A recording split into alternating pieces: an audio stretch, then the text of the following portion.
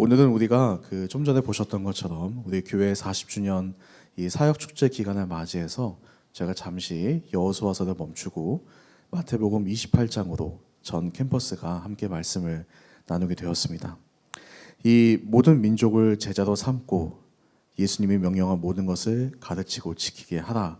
흔히 우리가 대사명이라고도 하는 이 말씀은 하영조 목사님이 오늘의 교회를 세우면서 받았던 말씀입니다. 그래서 이 말씀을 가지고 교회를 세웠고 지금 이미지는 저희 서빙고에 있는 교회 머릿돌이어서 입구 들어가실 때 보실 수가 있는데요. 거기에도 이 동일한 말씀이 새겨져 있습니다. 그리고 오늘까지도 우리 교회의 비전으로 삼고 있는 말씀이기도 해서 오늘 이 40주년을 맞이해서 저희가 이 말씀을 가지고 함께 나누게 되었습니다.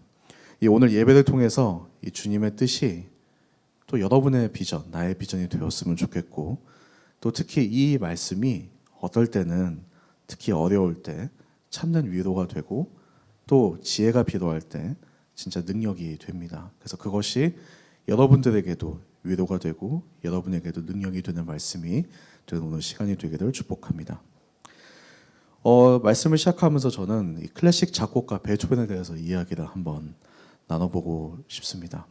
베토벤 이야기를 하려고 하니까 제가 어렸을 때 교수님께 들었던 이야기가 생각이 납니다. 이 베토벤이 이제 체르니를 가르쳤어요. 누구는 체르니가 연습곡 책명이라고만 생각하시는 분이 계시는데 체르니는 사람 이름입니다. 그래서 체르니 40, 50 이게 존재하는 게 아니라 체르니는 사람이에요. 그래서 체르니가 최초로 이 연주곡만 작곡하는 것이 아니라 연습을 할 수 있는 기교를 가꿀 수 있는 연습곡이라고 하는 개념 자체를 개발한 사람입니다. 그래서 그 당시 체르니가 이제 피아노의 신동이라고 불렸던 리스트가 있었어요. 그래서 리스트를 이어서 가르치게 됩니다. 리스트의 선생이 체르니인 것이죠. 그 리스트의 제자들 중에서 여러 유명한 사람들이 많이 나왔는데 그 중에 오스트리아 유대계이자 또 유대인이었기 때문에 나중에 미국으로 망명해 가서 유명해진 모리스 로젠탈이라고 하는 사람이 있습니다. 그리고 그 사람이 이제 비엔나에 있을 때 이 부조니 콩쿠르를 우승했던 케르슈 바우머라고 하는 사람을 가르쳐요.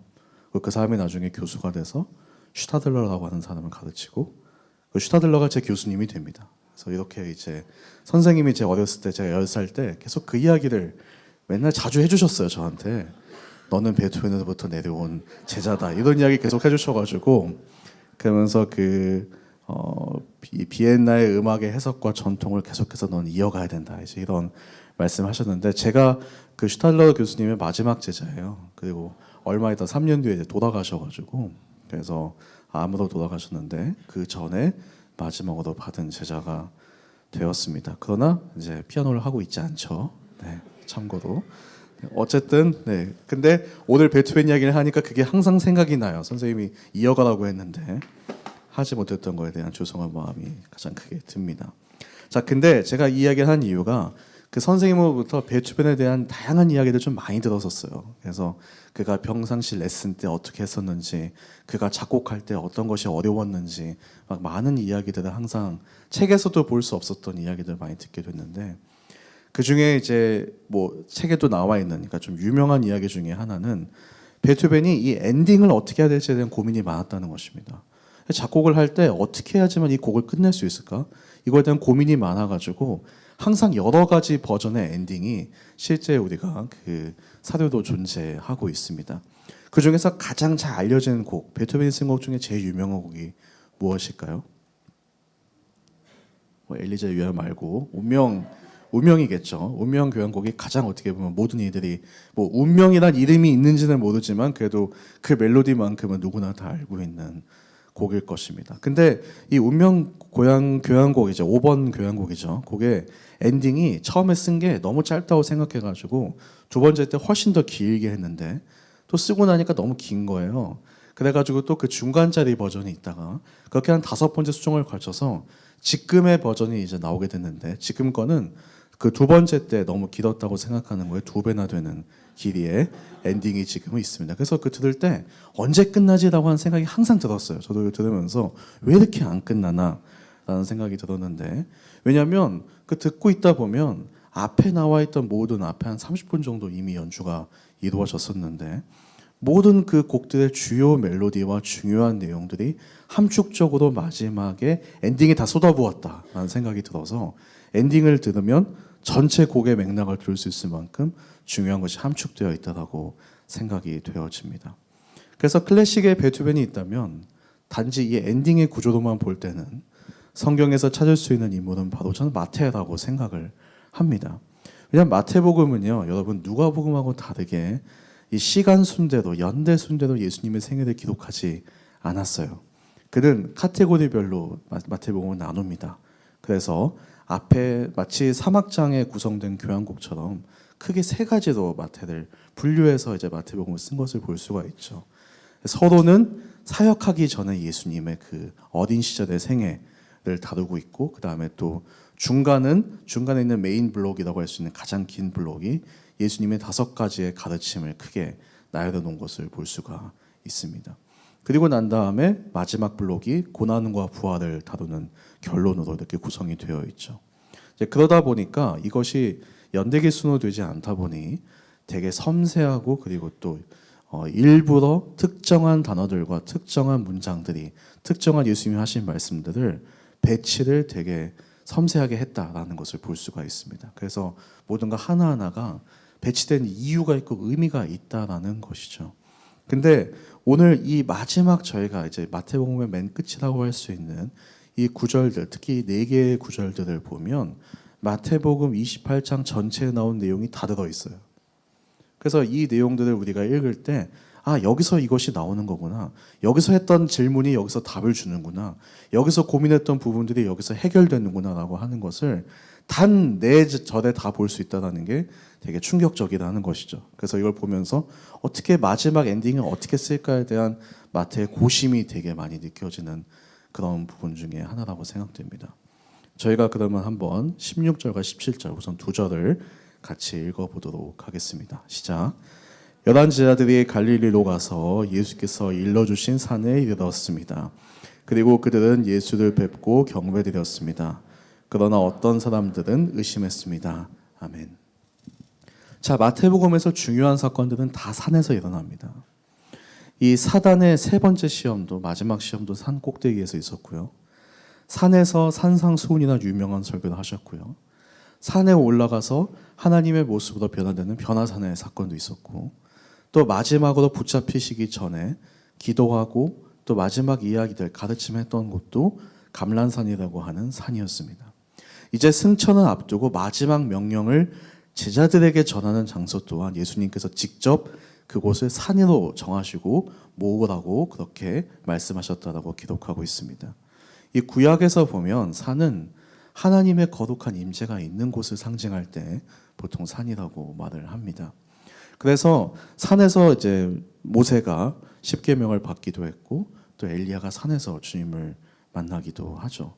그래서 하나님의 거룩함을 나타낸다는 것은 마태는 다시 한번 예수님이 단지 그냥 역사적으로 유명한 인물이 아니라 정말로 하나님이시다, 정말로 신이시다라고 하는 것을 다시 강조하고 있다라고 이 장소에서부터 우리가 볼 수 있는 것입니다.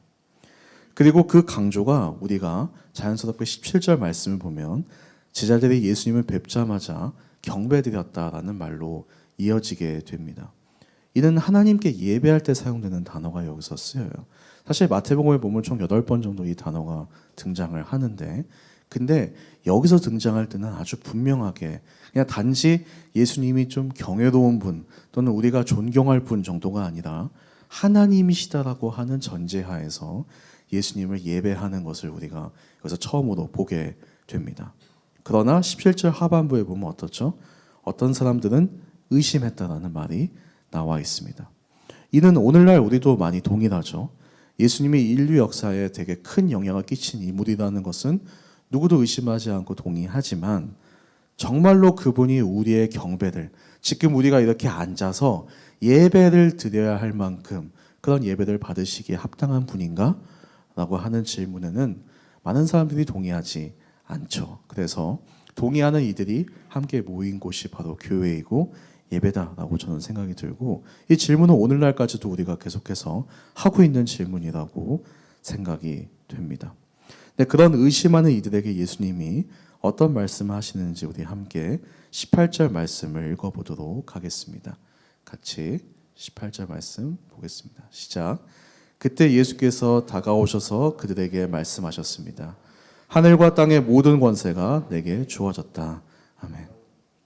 하늘과 땅의 모든 권세가 내게 주어졌다. 이 말씀은 마태복음 4장에서 사단이 자신에게 경배를 하면 땅의 모든 권세를 주겠다라고 했던 시험했던 내용에 대한 이제 그 결과를 우리가 볼 수 있습니다. 예수님은 사단에게 경배하지 않았죠. 그 주겠다고 했던 것을 받아들이지 않았습니다. 그리고 나서 어떻게 됐죠? 끝없는 시험과 고난과 결국은 십자가를 져야 되는 그런 고통을 겪게 됩니다. 그렇지만 거기서 이야기가 끝나지 않고 예수님은 죽음을 이기시고 부활하셨으며 이제는 사단이 말했던 땅만이 아니라 하늘의 권세까지 다 주님께 주어졌음을 보게 되는 것이죠. 시험을 이겼을 때 어떤 결과를 가지고 오는지를 보는 되게 중요한 구절이라고 저는 생각이 됩니다. 근데 여기서 항상 등장하는 질문들이 있어요. 정말로 하늘과 땅의 모든 권세가 다 주님의 것이라면 그 말은 즉 어떤 의미일까요? 세상의 모든 정치의 권세도 다 주님의 것이고 세상의 모든 경제, 그러니까 뭐 주식이 됐던 회사들이 되었던 무역이나 화폐가 되었던 모든 것도 다 주님의 것이고 스포츠도 주님의 것이고 문화도 과학도 건강과 삶과 죽음까지 다 주님의 것이라면 왜 아직까지도 세상에 이렇게 악이 난무하고 있냐라는 질문이 바로 나오는 것이죠. 2000년 동안 이 본문에 대해서 많은 이들이 그 질문을 했습니다. 왜 그런데도 불구하고 주님의 것이라고 하는데도 불구하고 왜 이 땅에는 악이 있고 이 땅에는 이 어려움이 있는가라고 질문을 했습니다. 근데 뭐 그런 우주적인 큰 질문까지 우리가 안 가도 우리의 개인의 일상 가운데서도 같은 질문들을 저는 해볼 수 있다고 생각해요. 정말 예수님에게 모든 권세가 다 있다면 왜 우리 가족은 이런 아픔을 겪어야 했을까? 왜 이런 고통의 시간을 우리가 또 내가 지나야 할까라고 하는 개인적인 질문에도 여기는 포함이 된다라고 저는 생각합니다. 우리가 최근에 있었던 이태원 사건이라든지 또 여러 가지 어려운 국가의 재난 사건들, 또 개인이 낫지 못하는 건강에 문제가 있었던 이 여러 가지 우리는 이 질문들을 계속해서 하게 되는 것이죠. 그러니까 앞서 17절에 본 것처럼 의심을 품게 된다. 의심을 품은 자들이 있었다. 경배하지만 의심을 품는 이들이 있었다라는 말에 저는 이어서 생각해 볼 수 있다라고 생각이 되어졌습니다. 예수님은 정말 하나님이실까? 예수님에게 정말 모든 권세가 있으실까? 그러나 이 말씀의 의미를 저희는 조금 정확하게 볼 필요가 있는데요. 이 말씀의 뜻은 주님께 모든 권세를 다 주어졌기 때문에 이제 또 주님께서 그 권세를 가지고 하나씩 올바로 바로 잡아가실 것이다라고 하는 의미가 훨씬 더 여기는 크게 드러납니다. 단지 이 순간만이 아니라 나중에 그 역사를 2000년 동안의 역사를 우리가 봐오면 주님께서 계속해서 일하시고 계속해서 바꾸어 가시는 부분들이 있구나라는 것을 알게 되는 것이죠. 제가 그래서 쉬운 예시를 한번 좀 가져와 봤는데요. 여러 가지 고민해보다 어떻게 설명하면 좀 쉬울까 했을 때 어떤 회사에 만약에 새로운 회장이 취임했다면 이라고 생각해 보면 가장 이해가 빠를 거라는 생각이 들었어요. 그 사람이 취임했을 때 그 사람에게 모든 것을 바꿀 수 있는 이제 권력이 주어지게 되죠. 이제 권한이 주어지게 되는데 근데 권한이 주어지는 순간 회사가 다 바뀌지는 않습니다. 그 사람은 이제 그 권한을 가지고 같이 일할 사람들을 찾아서 하나씩 자신이 이제 원하는 방향과 비전으로 바꾸어 나가죠. 근데 그런 거와 동일하다라고 저는 생각이 들어요. 하나님께서 예수님에게 이제 그 권한을 주시고 난 다음에 예수님은 그 권한을 가지고 하나씩 하나님의 타이밍에 하나님의 방법으로 하나님의 그 어떠한 방향성을 가지고 이 세상을 조금씩 변화해 가신다라고 볼 수 있습니다. 근데 그렇게 하시는 가장 중요한 서프라이즈가 저는 있다고 생각해요. 제가 봤을 때 예수님이 혼자 하셨으면 금방 끝날 일이라고 생각이 됩니다. 몇 주 안에 그냥 지구 싹 지우고 새로 그냥 세웠으면 빨리 끝났을 이 일을 왜 이 긴 시간을 통해서 계속해서 이루어가고 계시는지, 하나님의 진짜 목적은 무엇인지, 이걸 통해서 이루고자 하시는 것이 무엇인지가 바로 그 다음 마지막 우리 두 절인 19절과 20절에 저는 나와 있다고 생각합니다. 저희 두 절도 19절, 20절도 같이 함께 읽어보도록 하겠습니다. 시작. 그러므로 너희는 가서 모든 민족을 제자로 삼아 아버지와 아들과 성령의 이름으로 세례를 주고 내가 너희에게 명령한 모든 것을 그들에게 가르쳐 지키게 하나. 보라, 내가 세상 끝날까지 너희와 항상 함께 있을 것이다. 아멘. 가장 큰 서프라이즈는 바로 우리와 함께 그 일을 해나가길 원하신다는 것이죠. 하나님은 스스로가 아니라 우리가 함께 하기를 원하신다라고 하면서 구체적으로 그게 세 가지의 방법을, 어떻게 하나님께서 이 땅에 하늘과 땅의 권세를 가진 분이신지, 그것을 어떻게 드러내실 것인지 세 가지 방법을 알려주십니다. 첫 번째로는 모든 민족을 제자로 삼으라 라는 것으로 알려주시는데, 예수님께서 어떻게 제 아들을 삼아서 그들과 함께 지내시고 특히 삶으로 하나님을 따르는 것이 무엇인지를 보여준 것으로 제자도는 이해가 되는 것이죠. 그러니까 뒤에 나오는 가르치라고 하는 명령과 제자들 삼으라는 명령의 가장 큰 차이점은 가르침이 내용에 대한 부분이라면 제자들 삼으라는 삶으로서 함께 동행한다는 의미가 훨씬 크다라고 생각됩니다. 기독교 신앙은 혼자 각자가 믿는 개인의 신앙이 아니라 함께 동행하며 살아가는 것입니다. 우리가 이렇게 교회로서 한 공동체로서 폴트로서 같이 함께하는 이유도 바로 이 제자도 때문인 것이죠. 함께 살아가며 함께 보며 함께 배워가는 것을 우리는 예수님의 제자가 되는 길이라고 말하고 있습니다. 그다음 두 번째는 아버지와 아들과 성령의 이름으로 세례를 주라고 이야기하죠. 여기서 세례는 마태복음 3장을 보면 예수님 직접 세례를 받으신 것부터 시작을 해서 그때 영이 주님께 임했다고 마태는 기록을 하고 있습니다. 여러분도 아시겠지만 세례는 교회 안에서 진행되는 게 아니에요. 보통은 옛날의 세례는 밖에 강가에서 진행되었다는 것을 생각해 보셔야 합니다. 저도 오스트리아에 있을 때 강에서, 도나우 강에서 전 세례를 받았는데 밖에서 세례를 받아본 사람만이 그 느낌을 압니다. 이게 진짜 장난이 아니에요. 그러니까 우선 주일날 이제 하는데 날씨 좋을 때 하거든요. 추울 때는 강에 들어가기가 좀 어려워서. 좋은 날도 강은 차갑습니다. 참고로. 근데 이 날씨가 따뜻할 때 많은 사람들이 공원에 이렇게 막 이렇게 앉아 있습니다. 한강공원 생각하시면 돼요. 한강에서 세례 줬다고 생각하면 딱 정확한 표현일 텐데 한강은 너무 깊어서 쉽지가 않습니다. 그렇지만 어쨌든 도나우에서 이제 세례를 받는데 수많은 사람들이 앉아 있는데 다 안 믿는 사람들이 대부분이거든요. 그럼 거기서 어떻게 하냐면 이렇게 스피커 이렇게 세워놓고 간증을 먼저 해요. 저는 이런 이유 때문에 예수를 믿게 됐고 이렇게 해서 제가 이걸 주님을 영접하게 됐습니다. 하고 나서 물에 이제 집어넣는단 말이에요. 그 다음에 그래서 그 과정을 경험해 본 사람은 이 의미가 어떤 의미인지 알아요. 세례를 받는다는 것은 되게 공개적인 것이죠. 그나마 우리 교회가, 저는 이제 제가 여호수아나 SNS 있을 때 느꼈던 부분이 뭐냐면 우리 교회 이제 여호수아 SNS에서 세례를 받잖아요. 교회 건물 아니긴 하지만 전 세계 방영되거든요. 그러니까 오히려 그 당시보다 더 공개적인, 그냥 그대로 그냥 녹화가 되는 거죠. 그래서 완전히 이제 빼박으로 이제 그 간증이 딱 이렇게 기록에 남는데, 그래서 제가 항상 세례 교육할 때 그런 얘기했거든요. 여러분들은 예수님 때보다도 훨씬 더 공개적으로 세례를 받으시는 분이다. 건물 안에 있다고 착각하지 마시라. 이제 그런 이야기를 많이 했는데 진짜 공개적인 것입니다. 내가 주를 믿는다는 것을 모두에게 알리는 그런 사건인 것이죠. 그리고 그것이 복음이라고, 복음을 전하는 것이다라고도 이야기를 합니다. 그리고 옛날에는 공개적으로 세례를 받는 순간 죽임을 당한 사람들이 있었어요. 그 전까지는 교인이 아니다가 정식으로 교인이 되었다라고 고백하는 순간, 밝혀지는 순간 잡혀가는 사람들이 있었습니다. 목숨을 걸고 세례를 받았던 것이죠. 그래서 세례라는 것은 모두에게, 기독교 신앙이라는 것은 혼자만 제자도를 살아가는 것이 아니라 모두에게 알리는 복음을 전하는 삶이다라는 것을 여기서 보여주고 있는 것입니다. 그 성경에서 처음으로 이 구절에서 아버지, 아들, 성령이 등장합니다. 이렇게 연결해서 등장하는 것은 이 구절이 처음이에요.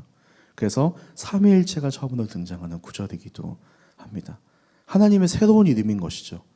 그 전까지는 그냥 이스라엘 하나님, 뭐 아브라함, 야곱과 그리고 또 저기 이런 이게 아브라함과 이삭과 야곱의 하나님이라든지 여러 가지 이름들이 있었지만 여기서는 처음으로 하나님 아버지, 아들, 성령으로서 하나님이 삼일체로서 고백되어지는 것을 볼 수 있습니다. 그렇게 함으로써 우리가 믿는 하나님은 삼일체 하나님이시다라고 하는 것을 명확하게 보여주고 있는 것이죠. 마지막으로 가르치라는 것이죠. 여기서 가르치다는 것은 정확하게 말하면 마태복음의 대부분을 차지하고 있는 5개 티칭 파트를 의미할 것입니다. 그러니까 예수님께서 가르쳤던 그 5가지의 그 큰 큼직큼직한 말씀들을 너희도 사람들에게 가르치라고 이야기하는 것이죠. 그리고 그 5가지의 그 긴 내용들의 핵심이 무엇인지도 마태복음 22장에 예수님이 정리해 주셨잖아요.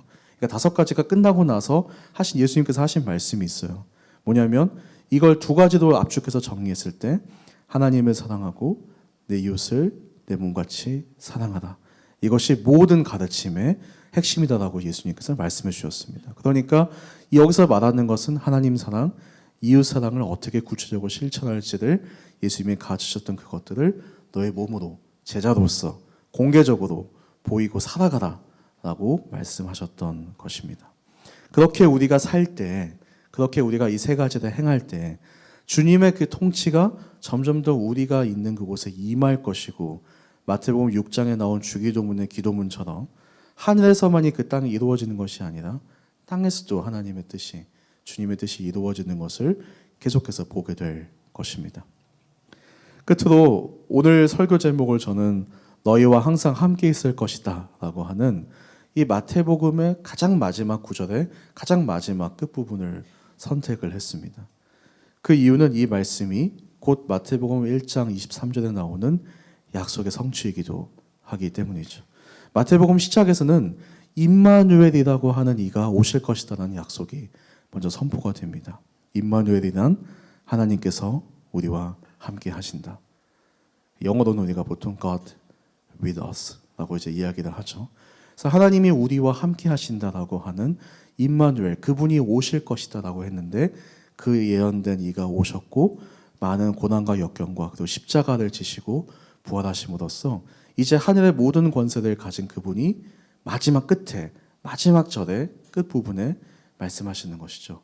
너희와 항상 함께 있을 것이다. 이제 진짜 그 말씀이 이루어지는 것을 우리는 여기서 보게 되는 것이고 오늘날까지 2000년 동안에 하나님께서는 성령으로서 예수님께서 우리와 살아계셔서 지금도 함께 계시는 것입니다. 그보다 더 큰 위로는 없습니다. 또 그보다 더 큰 능력은 없고 그보다 더 우리가 이 주님의 이 지상 명령을 따라야 될 명분 또한 저는 거기에 있다라고 생각되어집니다. 반대로 예수님을 부인한 사람들은 마태복음 24장에서 말씀하신 것처럼 모두 종말을 맞이하게 됩니다. 특히 사두개인들, 바리새인들이 예수님 당시에 많이 핍박을 했었는데 단 3, 40년 뒤에 이 AD 70년경에 로마로부터 성전이 무너지면서 성전 중심으로 세워졌던 사두개인과 바리새인들은 다 없어지게 됩니다. 몇십 년도 걸리지 않았죠. 그러나 주님의 교회는 그들이 틀렸다고 말했던 없어질 거라고 말했던 예수님의 교회는 2000년이 지난 지금도 지금 이 순간도 우리와 항상 같이 있고 주님은 항상 함께 하신다는 것을 볼 수 있죠. 그리고 통계를 보시면 2가지 재미있는 특징들이 있어요. 첫째로는 그리스도에 대한 핍박이 매년마다 점점 더 커져간다는 것. 핍박받는 사람들 숫자가 단 한 번도 줄어든 적이 없습니다. 계속해서 늘어나고 있다는 것. 오늘 핍박받는 사람들 숫자가 일주일 전보다 훨씬 많다는 것. 그러나 동시에 교회에 믿는 사람들도 점점 늘어났다는 것. 단 한 해도 예수 믿는 사람이 줄어든 적이 없다는 것. 항상 늘어났고 오늘 믿는 사람이 어제보다 훨씬 더 많다는 것. 이 2가지는 동일하게 진행되고 있는 놀라운 역사라고 저는 생각이 됩니다. 항상 오늘이 가장 많은 이들이 주님을 따르고 있습니다. 사랑하는 폴트 여러분, 오늘은 18기 텀의 마지막입니다. 예수님의 지상의 마지막 당부가 오늘 텀을 마무리하기에 너무나도 귀한 말씀이라고 저는 생각이 듭니다. 주님께서 우리에게 주시는 말씀은 매우 명료하고 정확하죠. 온 족속을 지자 삼고 세대를 베풀고 주님의 말씀을 가르치는 삶을 살라고 말씀하십니다. 이는 우리가 뭐 19기 텀이 되었던 또 그 후가 되었던 여러분들이 폴트에 남던 또 졸업해서 새로운 공동체로 이동하던 변치 않는 그리스도인의 목적이자 우리의 참된 엔딩이기도 합니다. 어떻게 우리는 그런 삶을 살아갈 수 있을까요? 바로 모든 하늘과 땅의 권세를 가진 예수님이 우리와 영원히 함께 하실 것이기 때문에 반드시 그런 인생의 엔딩 또한 우리 또한 맞이할 것입니다.